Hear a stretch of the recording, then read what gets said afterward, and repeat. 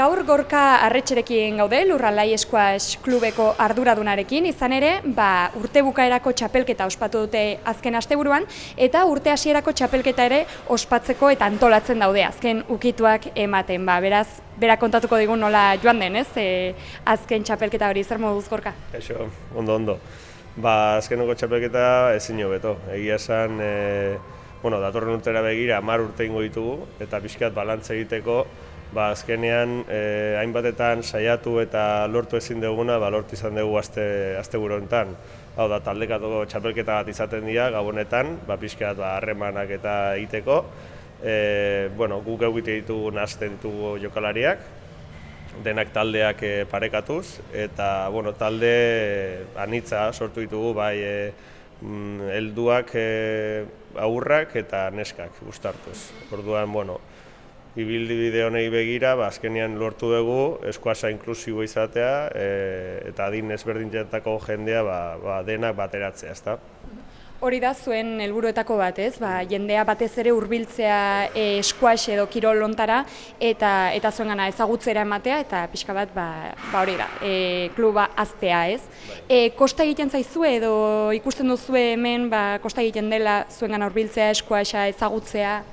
Egia esan, squasha nola hemen barruan sartuta dagoen, bai kosta egiten dela, jendeak ikustaraztea zer den squasha, ez? Eta nola, azkeneko hamarkada hauetan ez den ezer egin, jendeak ez daki zer den, ez? Eta, eskola kirolaren bitartez, umeak etortzen dira, eta, squash pista ikusten dutenean, gelditzen dira harritutaz, beraintza da frontoitz normal bada eta harritzen zaie orain arte inoiz ikustea hau, ez?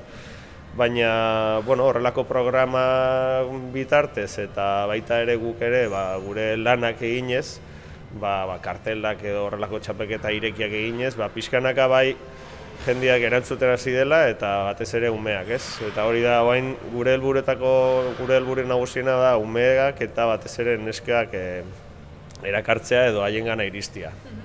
Aipatu duzu, 10. urteurrena beteko duzuela. Azken 10 urteetan bilakaera bat ikusi duzu edo, hasieran igual gehiago kostatzen zen, orain gutxiago edo ikusten duzu aldaketarik zentzu horretan? Bai, zeharo.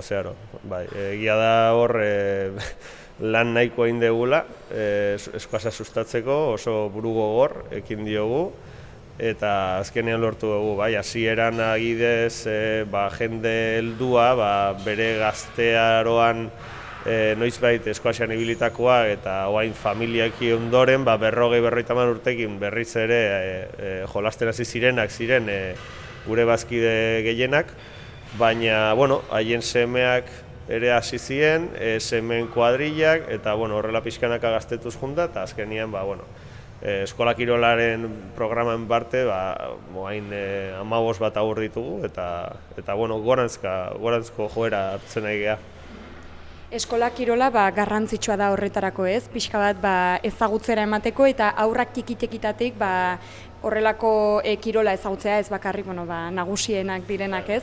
Eta horrekin ere aldaketa ikusi duzu, ez? Ados, erabat.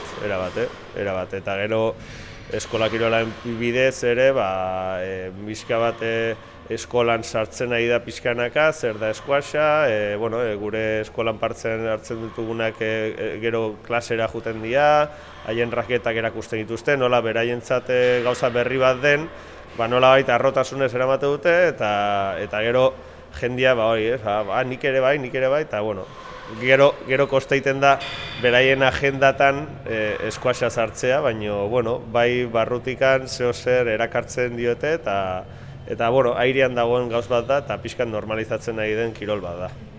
Eta, txapelketak antolatzerakoan ere, pentsatzen dut, difusio lan hori ere egingo duzuela, ez, ezagutzera emateko. Horrek ere erakartzen du, pentsatzen dut, aipatu dugu, ez, urteko azken txapelketa antolatzen duzuela eta urteko lehendabizikoa ere, eta horrelako joera bat edukitzea edo, ohitura bat, ez, pentsatzen dut baita, jendeak ja identifikatzen dula, ez, txapelketa eginen duzuela, eta ez dakit etortzen diren ikustera edo jendea hurbiltzen den. Etorri ikustera ez, kiroldegian sartzeko ez dago horrelako ate irekien zea, eta gero hemen ere pasillo hauetan ez da jende asko sartzen, ez, nahikoak hau hemen 30 jokalari biltzen direnean, baina bai, difusio aldetik saiatzen gea, bueno, urtean 6-8 bat txapelketa egiten, maila ezberdinetakoak, federatuak, ez federatuak, baina bueno, gehien bat bai herrikoiak direla edo bertako jendearentzat.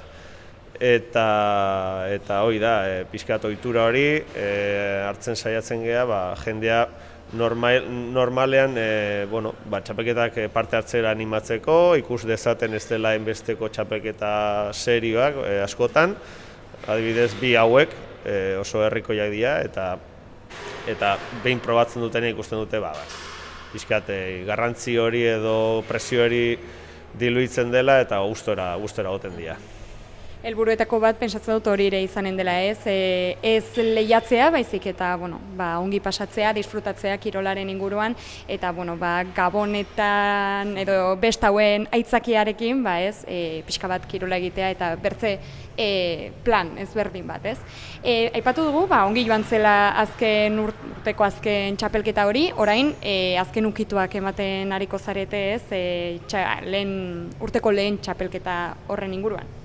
Bai, egia esan, pixkat, ez dakit, normaltasunez edo egiten dugulako errez egiten ditut, ez dugu asko landu beharrik, hasierak bai izaten dira pixkat komplikatu, baina oain ja urtero txapelketa berdinak antolatzea gutxi gara erabakizu, zer eta nola joan, eta gehien bat squash talde edo squash jokalarien artean zabaltzen juten gea, ez? Zaiak izaten dira jende berria erakartzea txapelketa hauekin, baina bai pixkanaka hori ez, inguruko jendea erakartzen du eta bai, prestakuntza aldetik ez dago ezer berezirik egia esan ja prest dago. Jokalari kopurua jakiten dugunean kuadro egiten ditugu, astean bertan eta ezer gutxi. Urtarrilaren 7an ospatuko duzue hori ez, egun guztian zehar egoten zarete hemen txapelketa jokatzen?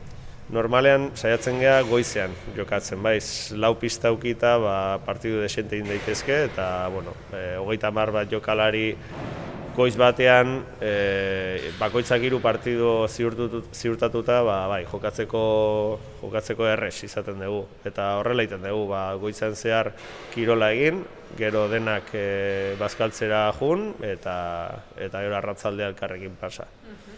Eta horre, adin guztietako jendea aurkezten alden edo parte hartzen alduen, emakumeak, gizonezkoak, bai ez? Hori beti eta saiatu gara hori normalizatzen, hau kirol maskulinizatua da, orduan kanpora begira jendeak begira ze zakarra, begira ze fuerte jotzen duten, baina ez da horrela. Eta saiatzen gea, umeak parte hartzen, ikus dezaten, ez dela maila berdinan jokatzen, umeak umeen aurka jolasten dute, alduek helduen aurka, eta horrela pixkat, eroso sentitu jendea. Baina batez ere kirola da. Orduan, konpetizioari, bakoitza bere garrantzi emango dio, baina guk antolatzaile garen modutik ez diogu garrantzi askorik eman nahi. Ederki, mila esker Gorka gurekin izateagatik eta zorte hon izanen dugu txapelketa honen berri ere. Mila esker zuei.